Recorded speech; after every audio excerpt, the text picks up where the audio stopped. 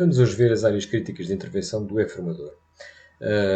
Vamos ver as funções e os principais papéis que normalmente estão definidos para esta função.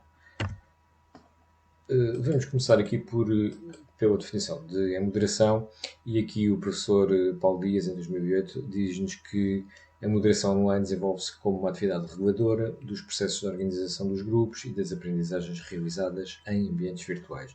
Portanto, temos aqui presentes todos os elementos indispensáveis, que são o próprio ambiente virtual, os grupos de formação, formandos, alunos, e, portanto, há a tal atividade reguladora dos processos de organização, que acaba por ser a moderação online. Temos como funções principais do e-moderador a concepção das ações, propriamente ditas, depois a sua implementação, a sua condução ou moderação, a criação de conteúdos e, por vezes, a própria reutilização de conteúdos já existentes e, por fim, a avaliação dos formandos e das ferramentas. Os papéis que o e-moderador tem são variados, como veem neste esquema, e passam desde a promoção, o estimular, o apoiar, o orientar, avaliar, implementar, tudo aquilo que se passa no processo formativo ou avaliativo, e não forçosamente sempre por esta ordem. Por vezes os ciclos também se repetem, mas de qualquer forma são estes os papéis principais do e-moderador. Papéis e tarefas, segundo Mason, em 1998, nos refere aqui 3 dimensões em relação ao formando e aos formadores. Há interação entre o formando e o formador, há interação entre o formando e os conteúdos e há a própria interação entre os formandos. Posteriormente, com a introdução das plataformas de aprendizagem em e-learning, passa a haver também uma quarta dimensão, que é a interação entre o formando e a própria plataforma do e-learning. Já Salmon, em 2000, desenhou aqui um modelo que, conforme podem ver na imagem, se destaca aqui em 5 níveis diferentes e que vai desde a base, acesso e motivação, passando pela socialização online, trocas de informação, construção do conhecimento e o desenvolvimento. Tudo isto, então, vai sendo feito e vai sucedendo a aprendizagem aqui nestes vários níveis. Vendo agora em detalhe cada um destes níveis, temos o acesso e motivação, cujo principal papel do e-moderador consiste em apoiar e facilitar o acesso de cada um dos formandos ao sistema, e isto é um requisito essencial de toda a sua participação e socialização. Portanto, sem este processo, obviamente que não há continuidade.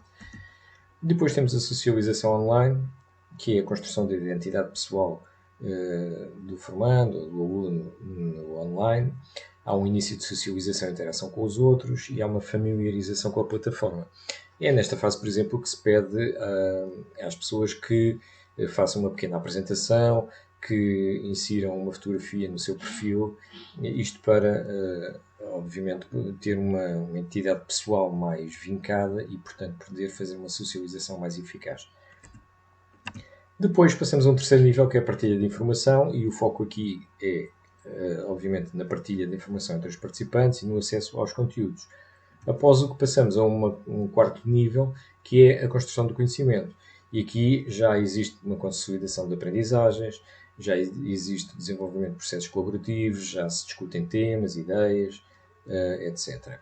Por fim, passamos ao último nível, ao quinto nível, que é o desenvolvimento. Portanto, neste momento, os formandos já são capazes de ser autónomos, já são capazes de fazer reflexão crítica, de terem progressão na aprendizagem e de serem autoeficazes.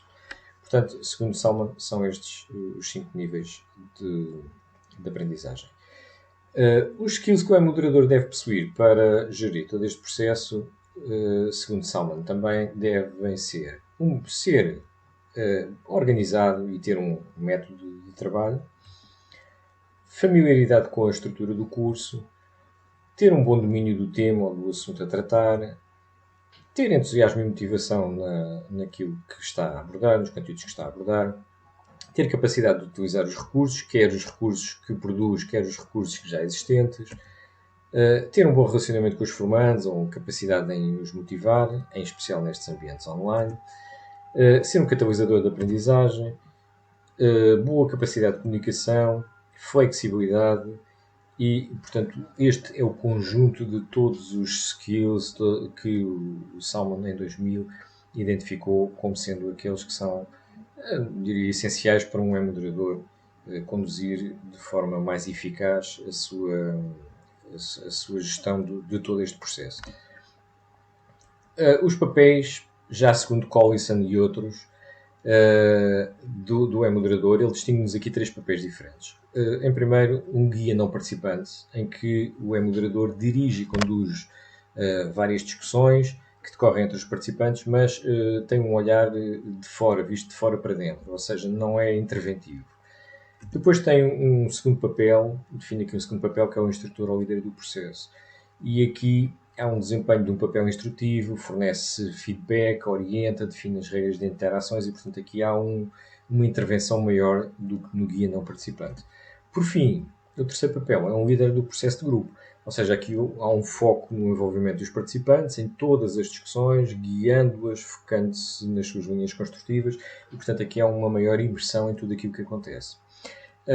Tradicionalmente, ou por norma, a maior parte dos moderadores, dos formadores, situa-se aqui portanto, neste papel de instrutor ou líder do processo, neste papel intermédio, em que tem realmente um desempenho de feedback, fornece feedback sempre que acha necessário, orienta, define as regras e, portanto, é este normalmente o papel mais assumido pelos formadores. Já outro investigador, Badge, identifica-nos aqui 4 dimensões na intervenção do moderador, nomeadamente pedagógica, social, gestão da organização e técnica. Portanto, mais uma visão diferente daquilo que é a moderação, embora no conteúdo de cada uma destas dimensões acabamos por ver que são as mesmas coisas que todos os investigadores definem. Mais outro investigador, Shepard, que definiu aqui a mnemónica dos 4 Ps: positivo, proativo, paciente e persistente, e portanto são estas as 4 características que ele entende como essenciais para uma boa moderação. Portanto, terá que ser motivador, entusiasta, gerar interesses, catalisar aprendizagens, ser flexível, distinguir o essencial do acessório. De qualquer forma, já em 2010, eu ao estudar este tema e estas questões, cheguei à conclusão de que, embora cada um de nós tenha uma personalidade que se reflete na forma como gerimos o espaço, seja ele físico, seja ele online, isto deverá atender a algumas regras básicas em 3 aspectos: no aspecto intelectual, no aspecto social e emocional e no aspecto de gestão. No aspecto intelectual, devemos facilitar a discussão, encorajar os participantes na colocação de questões, focar as discussões nos conceitos críticos, construir e disponibilizar materiais relevantes, moderar o discurso intelectual, preparar os alunos ou os formandos para marcarem o ritmo, deixar que os alunos ou formandos experimentem o papel de moderadores. Isto é particularmente também importante porque aqui entramos nas questões das metodologias ativas e, neste caso, naquilo que se chama sala de aula invertida, ou seja, os alunos ou os formandos, ao experimentarem o papel de moderadores, traz aqui uma mais-valia a todo o processo e, portanto, coloca-nos aqui também numa situação exterior de análise de todo o processo formativo, de todo o processo de aprendizagem e acaba por ser uma grande mais-valia para tudo isto. No aspecto social e emocional, nós devemos criar um ambiente amigável, devemos promover interações saudáveis e respeitosas, saber lidar com participações apropriadas e inapropriadas. Porque inapropriadas? Porque, por vezes, é inevitável que surjam participações menos próprias e nós temos que saber lidar com elas, temos que estar preparados para isso e portanto, é um aspecto também a ser trabalhado por nós enquanto formadores e moderadores. Manter um estilo não autoritário, isto também é essencial. Sermos objetivos, aceitarmos alunos ou formandos tímidos, tentando integrá-los nas discussões que se estão a realizar. Isto por vezes não é fácil, mas há que o tentar para integrar e sermos inclusivos de todo o grupo de formandos. Usar o humor, mas evitar sarcasmos. Isto, por vezes, como sabemos, o humor ajuda a aliviar algumas situações portanto, podemos usá-lo. Ter um comportamento moderado e criar oportunidades também para sustentar discussões e interações. Portanto, isto são os aspectos na parte social e emocional que devemos ter em conta. Na gestão do curso, aspectos que são importantes e que são críticos aqui na questão da moderação. Devemos preparar-nos com antecedência, devemos estabelecer uma agenda, o ritmo, mas temos que estar preparados também para alterações que sempre surgem, não é? Surgem sempre imprevistos, surgem sempre desafios e temos que estar preparados para fazer adaptações. Definir objetivos claros para cada sessão, flexibilidade com o horário, mantendo, no entanto, o fim das sessões no tempo previsto, portanto não nos podemos alongar em demasia. Sermos pacientes, falar lento e pausadamente, aprender a usar o silêncio de forma inteligente. E isto porquê? Porque isto só assim conseguimos permitir que o aluno ou o formando tenha tempo para refletir e para responder. E, portanto, não podemos fazer das nossas sessões de formação online, portanto, corridas quase de obstáculos em que estamos a tentar ali chegar a determinado horário com tudo aquilo que queremos falar. Portanto, temos que ter as coisas organizadas de forma a ser pacientes e a ter alguma calma naquilo que estamos a abordar. O fluxo e a direção da discussão deverá ser gerido também de forma a impedir, de forma a não impedir a oportunidade criativa. Portanto, devemos sempre ter aqui alguma margem para que os nossos formandos, embora a gente saiba que as conversas por vezes derivam para assuntos paralelos que não aquele que estamos a tratar, mas temos que dar a oportunidade, porque por vezes esses assuntos paralelos abordam outras questões que são também importantes e que depois podemos recentrar na nossa discussão inicial.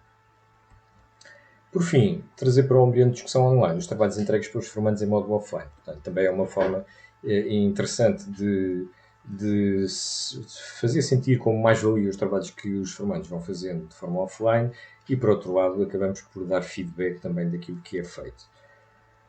De tudo isto que nós acabamos de ver, o que é que resulta? Resulta com esta questão, para mim, que é que papel ou papéis tem o e-moderador que o professor ou formador não tem já antes de ser e-moderador, ou seja, em sala física, em sala de aula, em sala de formação.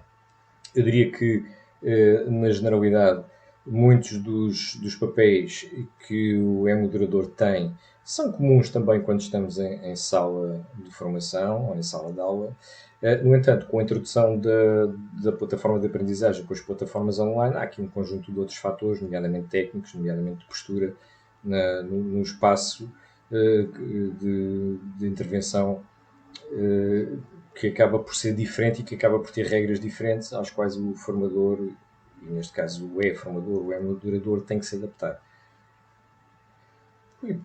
E agradeço aqui a vossa presença, então. Muito obrigado.